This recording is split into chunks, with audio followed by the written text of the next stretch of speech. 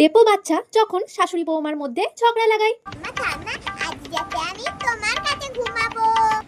আচ্ছা বেশ মানা।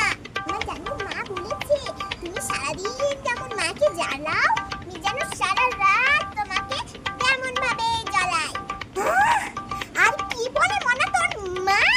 জানো ঠাম্মা, মা রোজ রাতে বাবার সঙ্গে ঝগড়া করে, বলে তোমার প্রমোশনের সব টাকা তুমি পিসমণিকে দিয়ে দাও। ঠাম্মা, তুমি বাবাকেও তো একটু দিতে পারো, তোমার মেয়েটার সঙ্গে হিংসা। জানো ঠাম্মা, মা কালকে ইচ্ছা করে তোমার তরকারিতে নুন মিশিয়ে দিয়েছিল।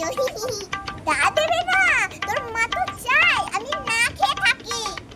আর কি বলে রে তোর মা? না না বলবো না, মা বকবে। বল, তাহলে কিন্তু তোকে বিকালে একটা বড় চকলেট খাবো।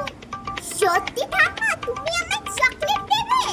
বলি, আমাদের বাড়িতে ওই কাজের মাসিটা আসে না, কাছে তুমি বুঝবুঝ ফুসফুস করে মায়ের নামে নিন্দা করো।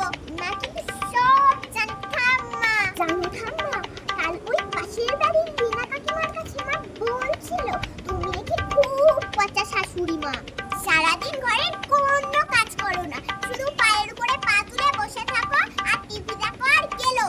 মায়ের মতন বাড়ির শাশুড়ি যেন কেউ না পাই।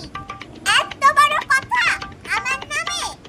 বৌমা দাঁড়াও, আজ তোমার হচ্ছে।